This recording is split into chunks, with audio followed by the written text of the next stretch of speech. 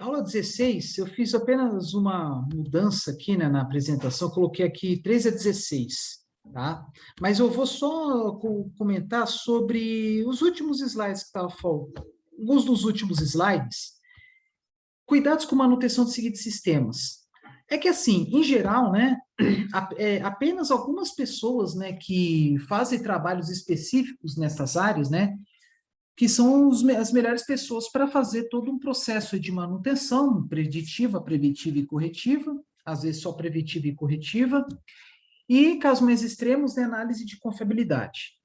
Mas nós podemos imaginar que tem algumas situações aí mais simples e outras mais complexas. Eu vou abordar sobre isso de novo, quando falar sobre rolamentos, que mostra aí algumas situações, como, por exemplo, a diferença entre a confiabilidade de um rolamento de um liquidificador doméstico, com, por exemplo, o caso mais extremo, rolamento em uma bomba de água de uma mina, né?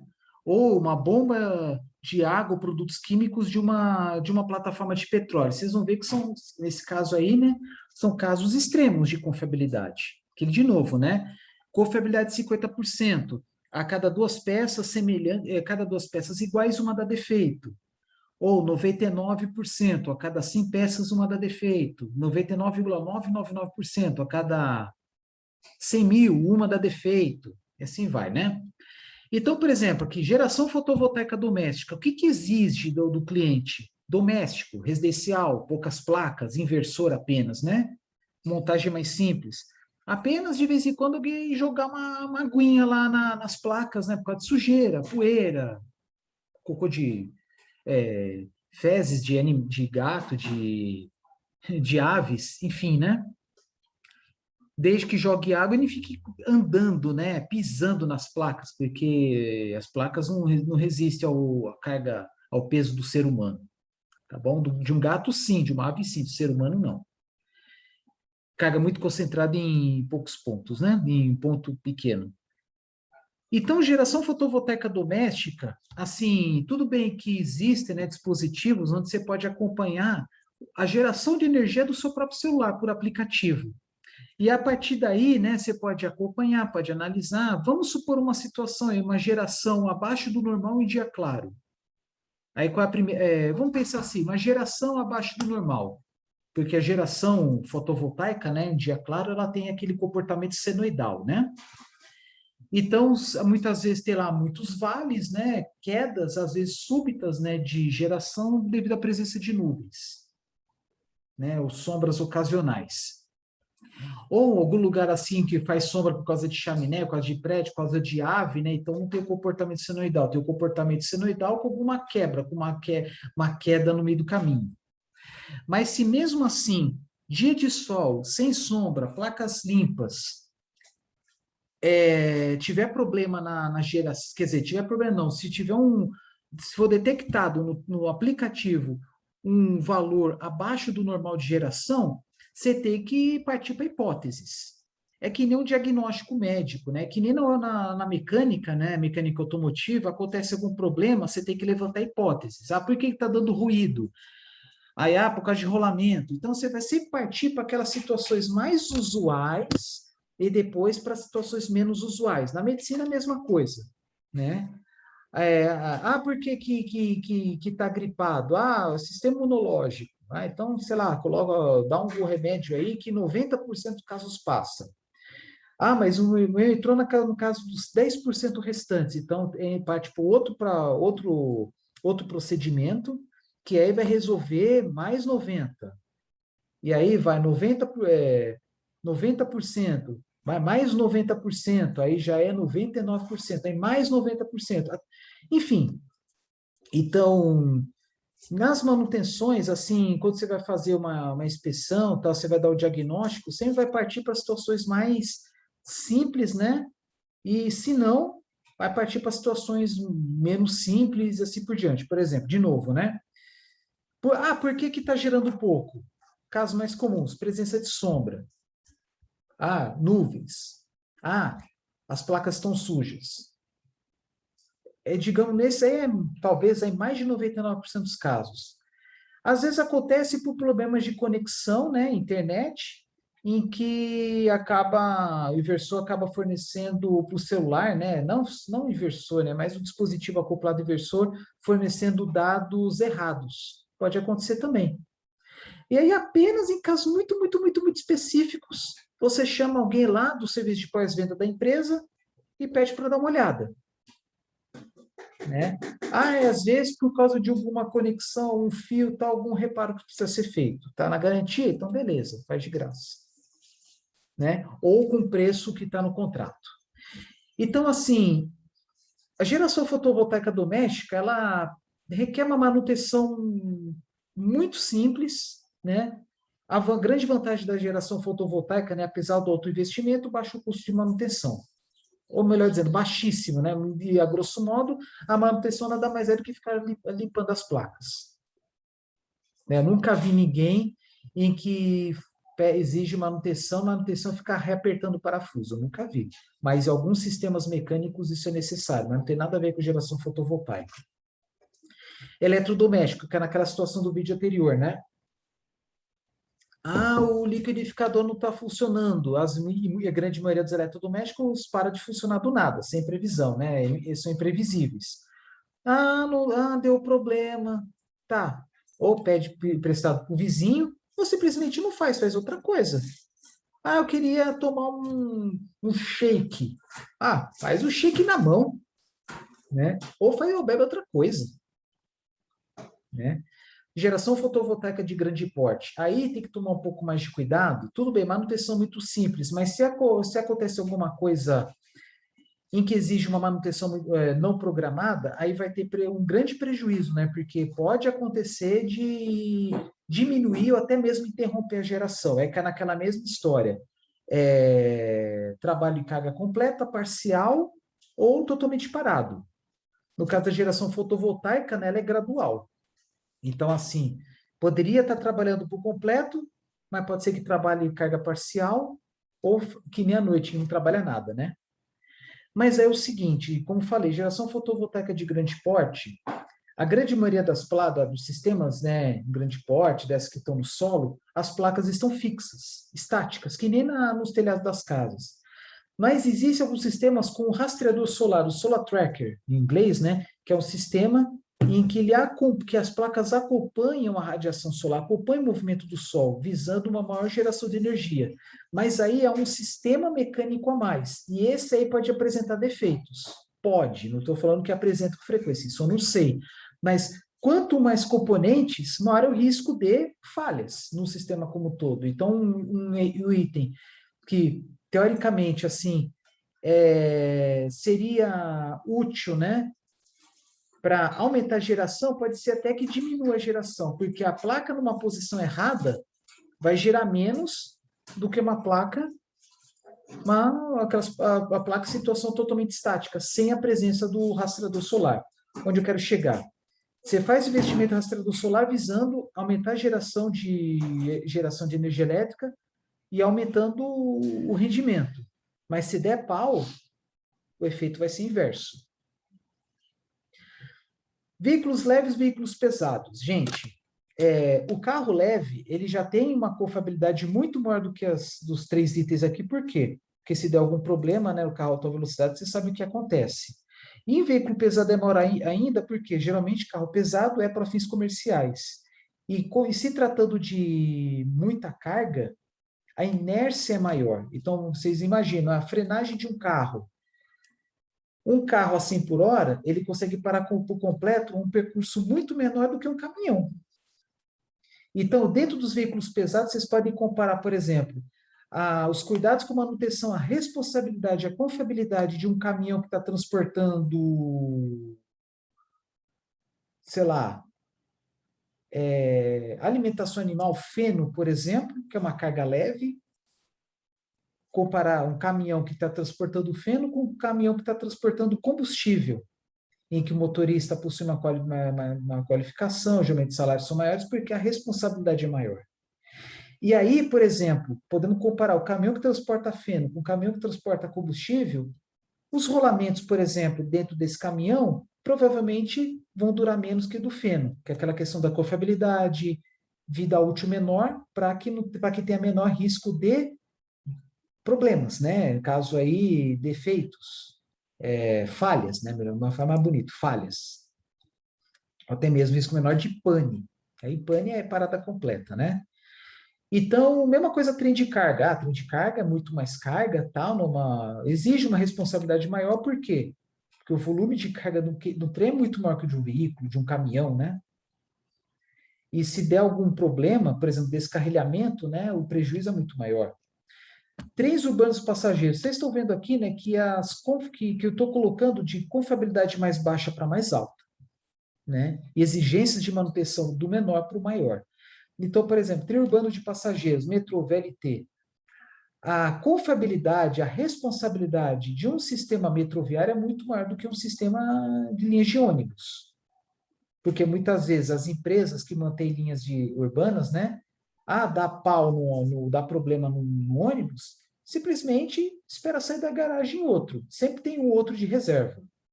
Não que o metrô não tenha, o metrô também tem seus veículos de reserva. Mas se der algum problema, uma pane numa linha metroviária, para rebocá-lo é muito mais difícil. E também porque metrô é o quê? O transporte de massa, que transporta muito mais passageiros do que várias linhas de ônibus, né?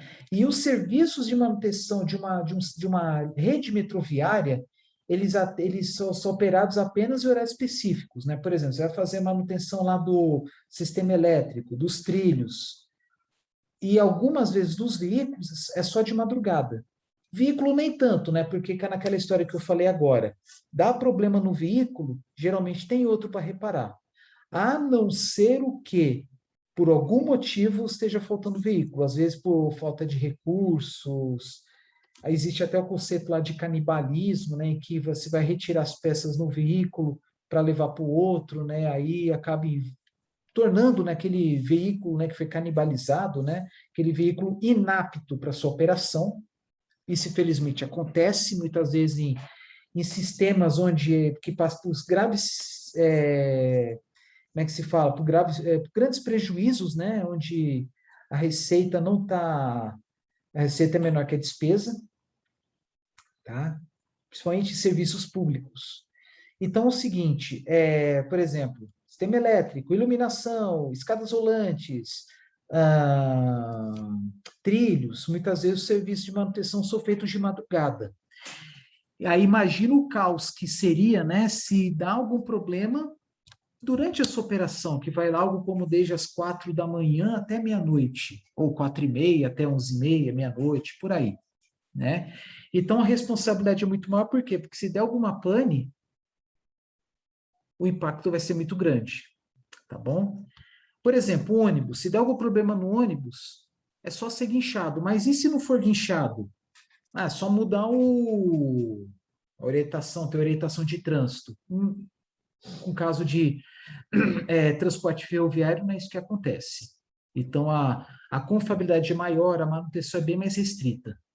E essa manutenção é bem restrita, bom, vamos falar daqui a pouco. Vamos voltar aqui, vai. Elevador de carga e elevador de passageiros, tá? Aí já a responsabilidade é maior, né? Porque se tiver algum problema na cabine, cai, né? Infelizmente, às vezes isso acontece por falha de manutenção, porque demorou, né, para efetuar a manutenção, ou foi manutenção mal feita. Serviço mal feito mesmo.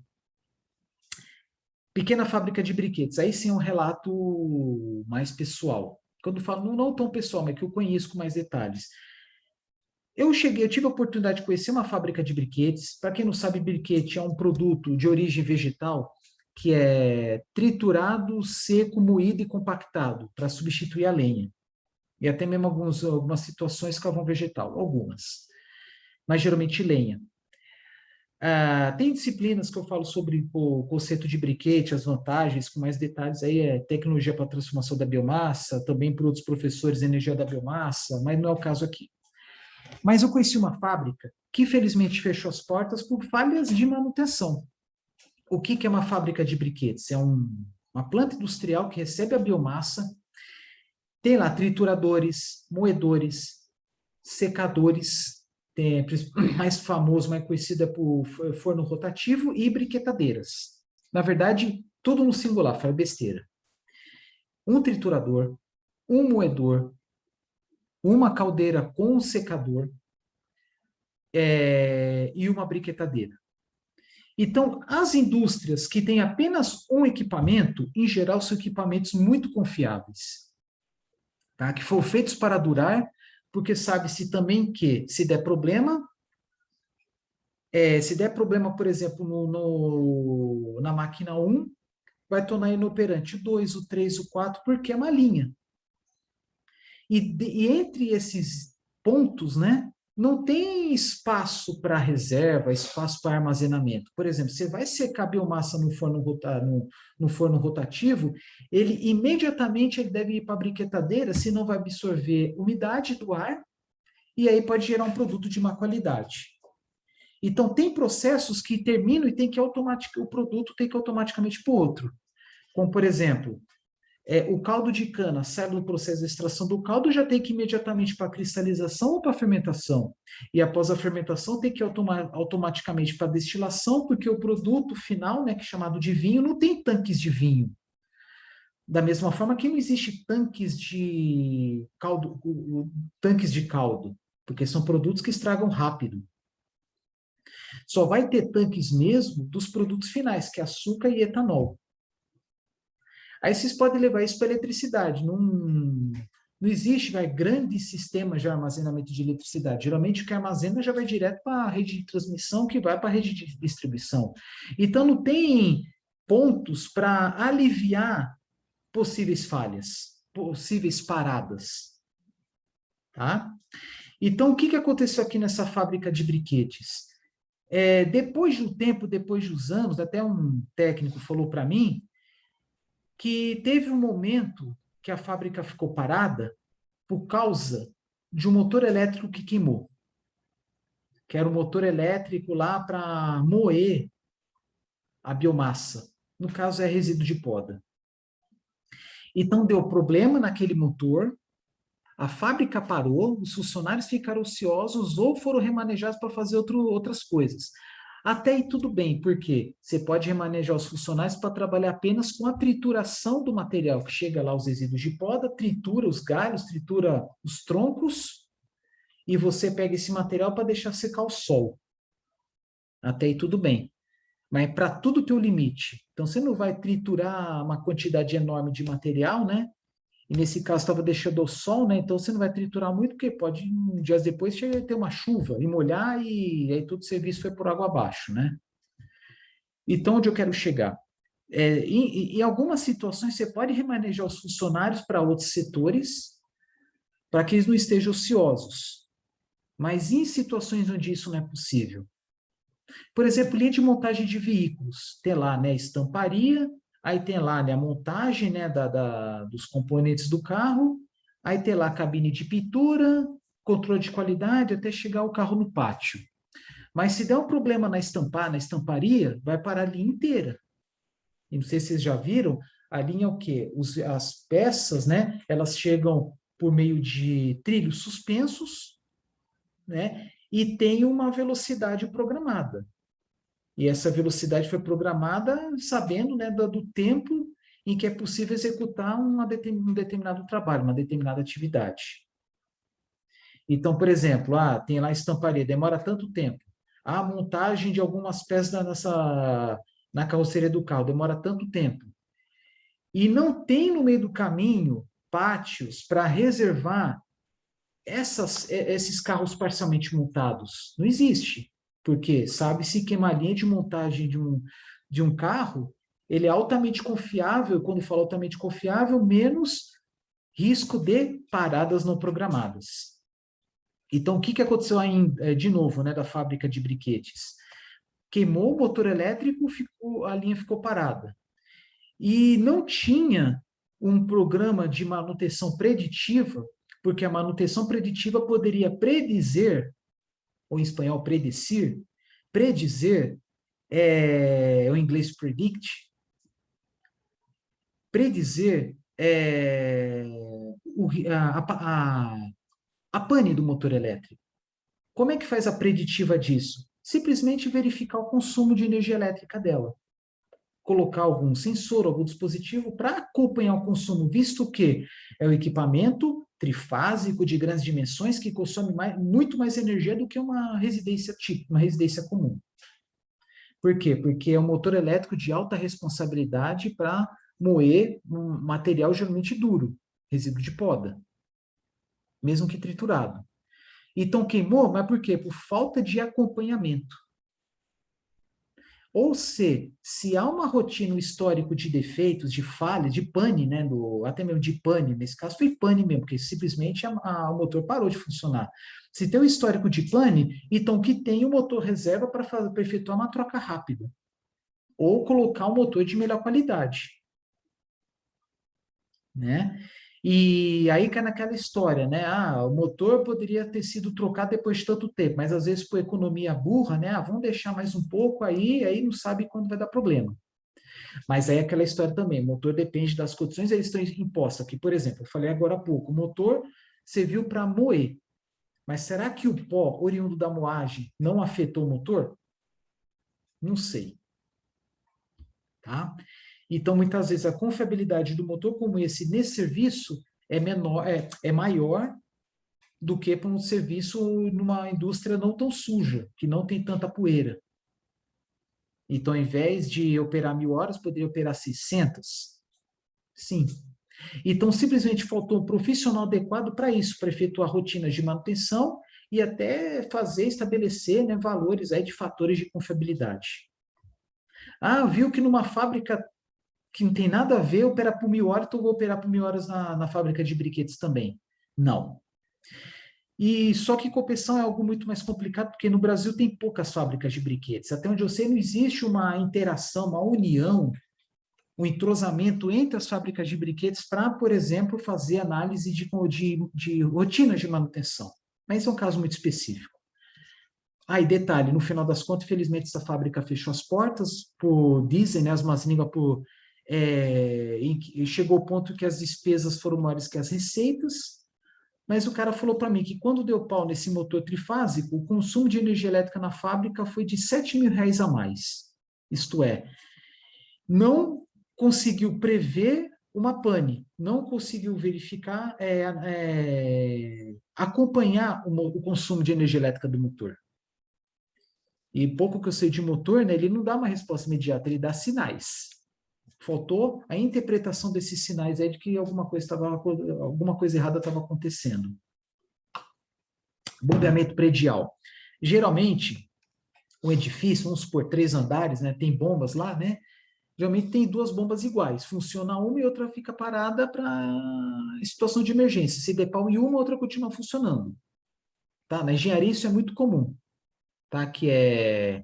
Desculpa, até esqueci o nome, mas é aquela situação em que tem equipamentos similares. Na falta de um, opera o outro. E isso teria que acontecer também no sistema de saneamento. Eu estou vendo aqui bombeamento predial, mas para baixo, acho que eu coloquei mais para baixo, é bombeamento de água para saneamento. Às vezes acontece, o certo é ter também 2 bombas, né? Se uma queimar, a outra funciona. Mas, infelizmente, eu já passei por situação em que faltou água no meu bairro porque das 2, uma. Ou não tinha a segunda bomba, ou simplesmente as 2 bombas queimaram. Ah, pode acontecer, pode, mas é muito, muito incomum, né? Aí, de novo, a confiabilidade de uma bomba d'água de prédio é bem mais baixa que de saneamento, porque saneamento ele vai fornecer água para milhares de pessoas, às vezes até para milhões. Não é igual um prédio, tá? Onde é uma manutenção mais simples, as bombas são menores, a manutenção é mais rápida. Agora, de saneamento, às vezes a bomba chega de outra cidade, às vezes tem que vir gente de outra cidade, aí tem a questão do transporte, às vezes caminhão não tem disponibilidade de caminhão para aquele porte, enfim, né? Coloquei caixa eletrônico de banco, porque imagina que a situação, você vai solicitar lá, você vai sacar, né? Você vai pedir lá R$ 60 e não sai R$ 60, sai menos, e aí na hora lá do você verificar o aplicativo, tirar o extrato, tá lá R$ 60. Eu falo assim porque você pedir uma coisa e sair outra. Tá? Mas isso aí é problema mais eletrônico, a meu ver. Ar-condicionado de acordo comercial, né? A confiabilidade tem que ser maior que ar-condicionado de ar doméstico, né? Porque estamos falando de uma grande quantidade de pessoas, e muitas vezes, se vai num lugar grande aí, um shopping, uma loja de departamentos, o ar-condicionado não está funcionando, às vezes a pessoa até desiste de fazer a compra. Restaurante, pior ainda, né? Se o ar-condicionado do restaurante não está funcionando, o cara vai em outro restaurante, vai do concorrente. Automação industrial em geral, né? Remete àquele exemplo que eu falei da indústria automotiva, tá? Se der algum problema no motor elétrico, ele vai atingir a linha inteira. Fornos, batedeiras de padaria, né, em comparação a eletrodomésticos, né? Então, às vezes uma padaria, né, ter uma batedeira de reserva, ou se não, vai trocar, né, vai fazer a manutenção antes do convencional para ter menos risco de parada não programada. Linha de montagem de veículo, já falei. Aí tá, cetal sucroenergética. Ah, por que moenda e por que caldeira? Porque moenda, que é aquilo que eu falei, não tem como armazenar cana. Então, se der problema na extração do caldo, vai parar ali inteiro, vai parar até lá no campo. Vai parar de colher. Vai parar de transportar cana. Né? E por que a caldeira de central sucroenergética tem que ser altamente confiável? Por quê? Porque caldeira, ela fornece vapor para os processos industriais e gera energia elétrica, tanto para o processo industrial quanto para vender para a rede, para a linha de transmissão, para o operador nacional do sistema. Então, se der problema inesperado numa caldeira, vai gerar prejuízo pela falta de fornecimento de energia elétrica, porque as usinas, em geral elétricas, né, fornecem energia por meio de contratos, em que estão lá requisitos de qualidade e quantidade. Se não fornecer naquele momento, vai levar uma multa. Por refrigeração industrial, eu já falei, né? Dando exemplo aí, um sistema de amônia, né? Que tem que ter um funcionário caráter parcial ou total, né? Exclusivo, né?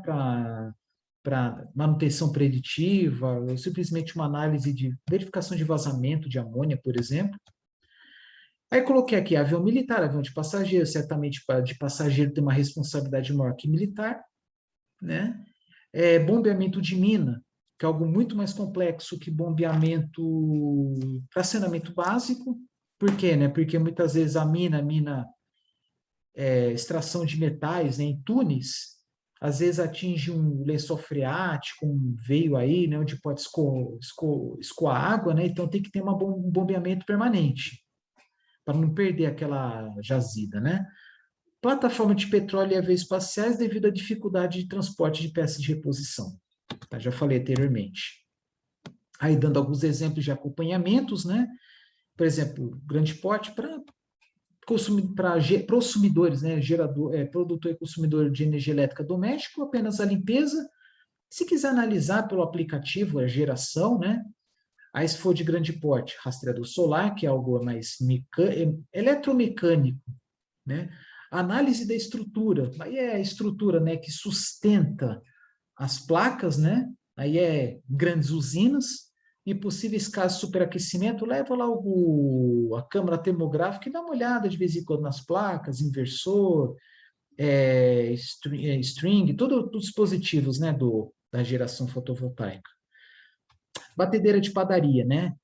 Quando eu coloquei ponto de interrogação aqui, limpeza, não é limpeza, assim, depois de usar, né, ficar lá a sujeira dos ingredientes, mas é limpeza, por exemplo, da estrutura interna da batedeira, por exemplo, às vezes até abrir a carcaça para passar um aspirador lá, um soprador de ar, né, para tirar resquício de farinha, de açúcar, se for o caso, de pó, né, para não causar problemas mecânicos e até mesmo elétricos, eletrônicos. Por exemplo, pega um computador, um notebook, depois de 5 ou 6 anos, se você abrir, está tudo sujo lá dentro. É normal, por causa da poeira.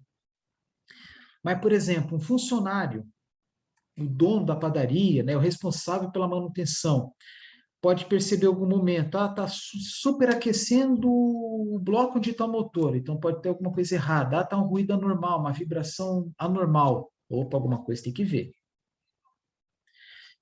Veículos leves, como falei, né, manutenção é por quilometragem ou tempo, e máquinas é por tempo ou produtividade, máquinas industriais, tempo ou produtividade. Caso de veículos leves, é todos esses dispositivos aqui que eu já tinha citado anteriormente, né? Não vou repetir, tá? E é isso, todas Alguns dos materiais que eu julgo ser mais importantes, não aquelas fotos, ilustrações só para enriquecer as apresentações, mas tem algumas aí que de gráficos, ábacos, tabelas mais relevantes, né? Eu faço questão de colocar as referências, tá? Para quem quiser mais informações sobre soldagem, elementos de fixação, conceito de confiabilidade, manutenção, estão aqui, tá? Então, alguns aqui dos materiais, né, bibliográficos que eu usei até agora, né? Então, aqui eu concluo essa aula, né? Concluo aí aquela parte que envolve elementos de fixação, confiabilidade e manutenção, tá? As próximas aulas vão falar sobre elementos de apoio, transmissão e assim por diante. Então, até aqui, né? 15 aulas, tá? Então, as referências mais relevantes estão aqui. Então, vou parar o vídeo por aqui. Tem que parar de compartilhar primeiro. Então, espere aí os próximos vídeos. Um grande abraço.